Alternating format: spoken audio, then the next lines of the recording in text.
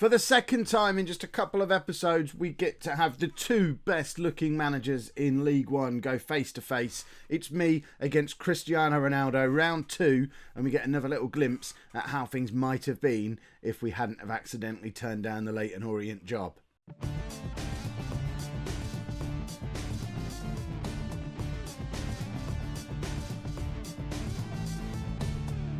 Hello and welcome to Season 10, Part 2 of Non-League to Legend. I'm Kev, and coming up on today's episode, we are at home against Leyton Orient and then away against Carlisle. We are very much deep in the relegation scrap with Orient as well. They're the team that we could have gone to. They're the team managed by Ronaldo.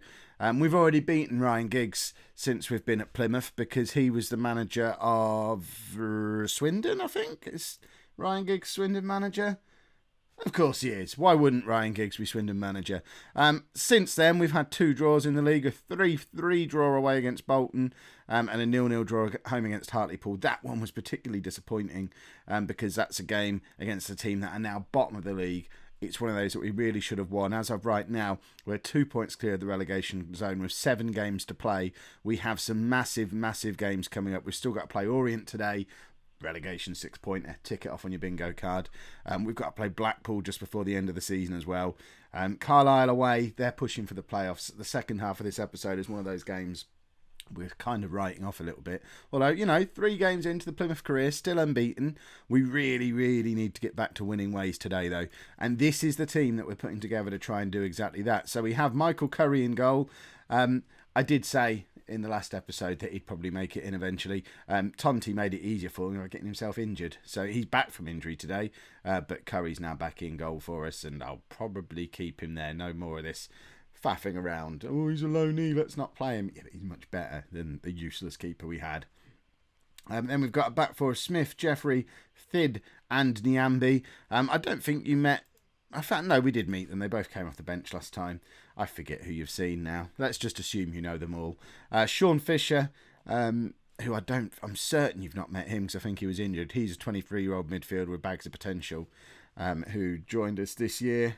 Hasn't been great yet, but he's a posh youth player, so we've got to give him some love and make him into a superstar for us. What we have done is change the shape of the midfield slightly. We've moved Ollie back into the midfield 3 and pushed Russo up in behind the strikers.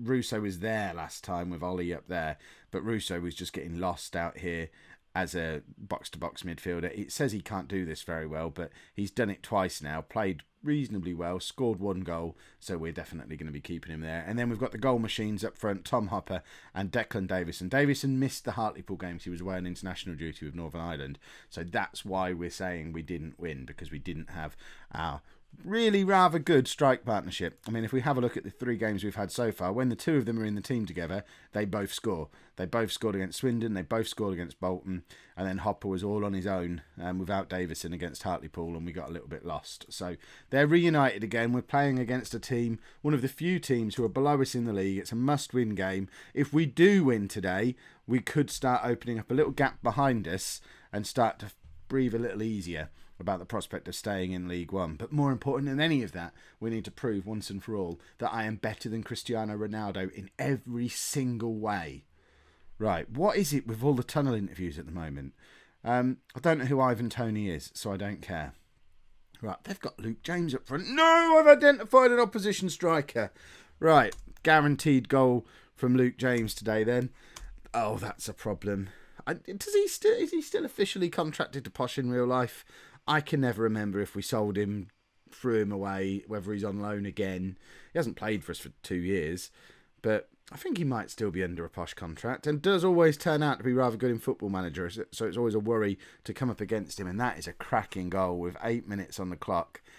Perhaps Ronaldo's been giving them a little bit of training and teaching them how to do stuff like that, because when we played him with Blackpool before, they didn't look particularly impressive, but he's had 3 months to sort him out into his own image now, and look at that, we've got a midfielder bursting through and then just absolutely thwacking it from where, I mean, that's the outside of the boot from miles away.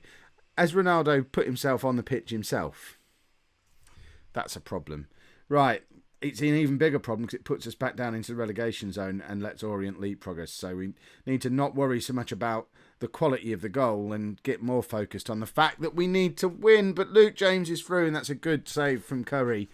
And I thought that was going to be his guaranteed goal there. We've got to remember that's still to come, because I've said his name, he will score a goal. So we need to score at least 3 goals.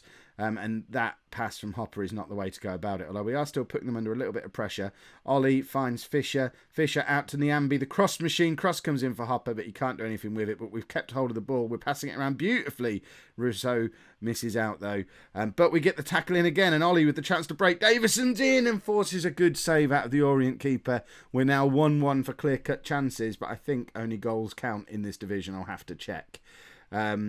We've got Davison. He's everywhere. He's playing as a poacher, but he's all over there half of the pitch. And perhaps he shouldn't be, because he's just lost the ball. And now Orient break on us again. We've not got many men back, and that was just poor. That was so poor. How did they end up with 4 men against 2? I don't understand how that happens. Yeah, we had a corner ages ago, but are our defenders really that slow to get back to the ball? And we don't deserve to be 2-0 down in this game, but that was a really well executed counter-attack from Orient. And this is quickly becoming a bit of a problem. Fisher finds Ollie. Really needed a goal from him there, and he's just completely mishit it. We're ahead on clear-cut chances, and that's been a theme of all our games so far. We are creating chances, we're keeping hold of the ball well, but today we're just not getting that little streak of luck that you need, and that can cost us massively when there's really not many games left to play after this one. We need to get back in this, and quick. At the moment, it's not a complete disaster because we're not back in the relegation zone yet, although Birmingham have now leapfrogged us as well. There's only a 2-point gap between us and Cambridge. We can't be losing to Orient. Davison's not turned up. Perhaps he's still thinks he's on international duty. We're going to bring on Yergi Otio, who really is he's a winger, but we're playing him up front because we don't play with wingers around these parts. He looks like he's a rather useful player as well, so there's probably an argument for, I don't know, doing some wingers. Should we do some wingers? We haven't got no, we're not going to do wingers today. Is Murphy the one on loan from? He is. See, he's a winger as well. Perhaps we should do some wingers. Perhaps we bring him on for him and do this. What does Hopper want to be if he's up front on his own? He wants to be an advanced forward and a... Hold on, no, not a target man. Still an advanced forward. He wants to be a winger. Murphy also wants to be a winger. I can live with that. And we don't want to be narrow anymore. So let's go back to a balanced width. And we've got 22, 23 minutes. It's a tactic that is completely untried. So it could be a complete disaster. But we're not going to win the game as it stands anyway. We may as well try something with 20 minutes to go. Now there's only 10 minutes to go. We're still no closer to winning the game. We've got a player called Cockbill. Excellent stuff. In fact, let's bring him on. Oh, we haven't got room for any more wingers. So how have we got so many wingers who've played so many games? Were we playing with like 8 wingers on the pitch at one point earlier in the season? I don't understand. We don't have any... All we've got on the bench is wingers! We've got no one who's going to change this game. Let's just bring... we'll bring Coxall on for Jeffrey. We're changing the centre-back with 10 minutes to go. That's all we've got. There's no strength in depth at this football club. Today has been an awful game. And now the game against Carlisle that we'd previously written off, we now really need to go up there and get something from it. And it must be the longest journey in English football, Plymouth to Carlisle, surely. Is there anywhere further away from Carlisle than Plymouth? Yes, I believe we can do it, but we really... that's our first defeat. It's because I'm taunting him about how ugly he is. Oh, Ronaldo. He hasn't got a beard, has he? No beard, no glasses. Just to try and preempt some of the, Kev, you're moaning about having all these wingers. Why don't you play with wingers? Comments. The reason is because of these two. Two of our best players are our 2 strikers.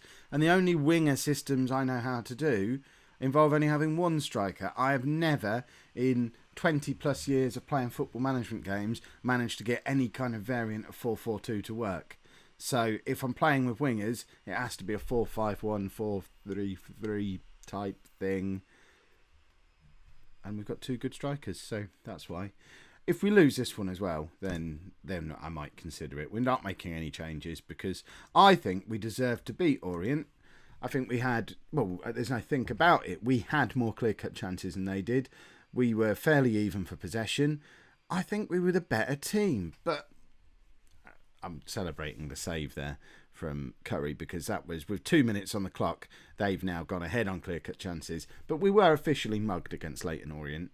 So I don't know that we should abandon the tactic just yet because every game we've played so far, we've had more clear-cut chances than the opposition and we've done okay for possession. We're doing okay for shots and whatnot. I mean, the Hartlepool game, I think we had 26 shots and they had 2. And about 4 of them were clear-cut chances. Hopper's in, we're 1-0 up. Excellent stuff. I mean, this could make everything better. If we come out of this episode with 3 points, I don't care how they come. It's weird if we lose against Orient and then beat Carlisle. But weird is fine with me. And where were the Carlisle defenders there? That was very similar to the second goal in the Orient game last week because we just had men over. Inexplicable men over. Is that the new theme of League One 10 years into the future? So how does that leave things at the moment? We'll worry about that after this corner. Curry collects rather efficiently. We're level on clear-cut chances now as well because obviously Hopper was in acres of space, so it was definitely a clear-cut chance. And he is away down the left here. Can't get across him, but Smith following up behind does get across in, but doesn't make it past that first defender. Smith's going to have another go at it. In fact, cuts inside to Fisher, who, it's passed through about 15 players there. There's no way for me to keep up, but it makes its way to Declan Davison, who gets his goal. They basically only ever score together. That's perhaps what it is. Perhaps it's not when they play they both score, but if one of them scores, they both have to score. So in the 4 games we've played so far, those two have scored 3 goals each. So that's why we're playing with 2 strikers, if anyone asks. So, it's a bit early to be 2-0 up. What we were doing was having a look at how this affects the league situation, but it seems we're attacking again. Russo to Davison. Davison makes it 4 in 4. No, because he missed one. So is he scoring at more than a goal again? Am I forgetting a match that we've played? How many football matches have we? So there was 2. Then what? We've played 5 games. That's now 4 in 4 for Davison, and t'other fella's got 4 in 5. Hopper, that's his name. There you go. I don't know the players yet. Right, we're 3-0 up. I think we are safe to start looking at the league table.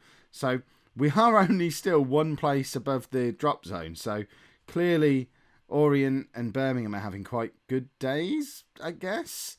Carlisle are coming back at us again, though, because I said we were safe at 3-0. They've decided to pull one back before half-time and still leave them time to get another one back as well. Look at that. Do Carlisle really have a massive big screen in the corner of their ground?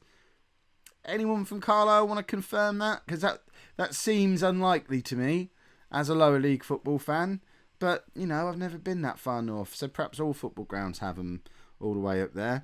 Rousseau, there you go. He picked up 2 assists in that first half. This is what I'm talking about from when we decided to push him as the guy in behind the front 2. He is a very creative young man on an 8.4 at the moment, and it would be nice for him to get a hat-trick of assists. Hopper, now to Ollie, out to Smith. See, we're passing the ball around beautifully again. Davison, it finds its way to Nyambu, wastes it really, but he didn't have anyone anywhere near him to support him. It's the big disadvantage of playing quite a narrow system. Kerr comes in with a tackle. That's what we're looking for from him. Remember, we're still playing a central midfielder on defend rather than a box-to-box midfielder there, and I think that demonstrated why, because Kerr was just a brick wall that they had to try and get past. And they're in again. They've hit the crossbar. Oh, don't throw this away. The amount of talk of bottle jobs we've had in the last 7 days, if we throw this away, I'll let you call it a bottle job. I won't even argue. To be honest, if we get relegated... What am I saying? If we get relegated, it's a bottle job, because I think we're too good to go down. Oh, why did I say that? We've gone 10 years without a bottle job. I've argued vehemently that we haven't had one yet, and now I'm giving you all permission to just use that horrible phrase as freely as you want. Right, let's make some... The whole midfield, not looking that hot today, but we don't have much in the way of midfielders to bring on. We can bring Coxall on for Kerr, and are any of these better at it? Not really. We'll leave him there. And then we'll take Fisher off. No, We could bring Russo back. And then Murphy can come. Yeah, there you go. That works. Just as I'm saying, Russo gets lost as a box to midfielder. Box to box to box. There you go. He goes back, forth, back again. Well, that's what he's going to have to do for the last 20 minutes of this game. And Curry's in again. Why am I taking that man off? Russo finds Hopper. Davison now. And again, look, we're just a good passing team. Smith cuts inside. Hopper flicks on. And, I mean, I don't really know whether that was a shot or a flick on to Davison. I don't think he knew either. So it didn't really achieve anything. But now Hopper again on the break.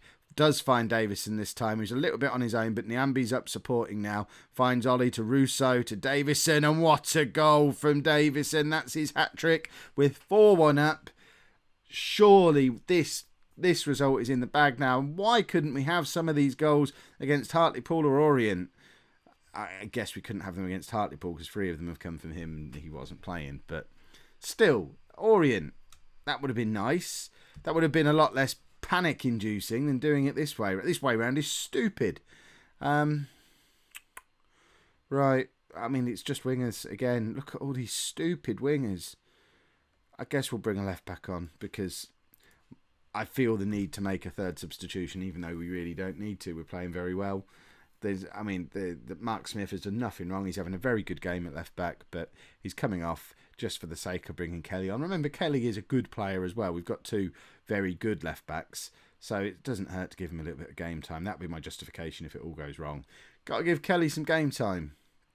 Right, we've got 4 minutes left with 3 goals to the good. If we mess it up from here, that's ridiculous. And Hopper is through. Can he tip it out to Davis? And he does. And that was the easiest chance he's had all day. And he missed by about 3 feet. What happened there?